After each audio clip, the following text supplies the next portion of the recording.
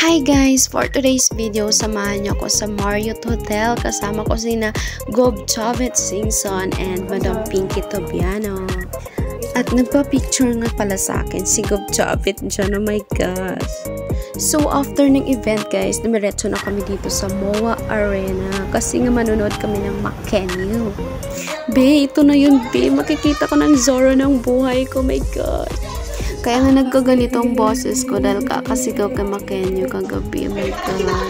At syempre, andito si Ana Mangkawas dahil siya ang sponsor sa ganap for today's video. Ayan, be, may new friend na ako. For the SVIP ang person, be. Nasa pinakababa kami. Ayun na nga, palabas na si Mackenyu. Sobrang excited kami dyan lahat.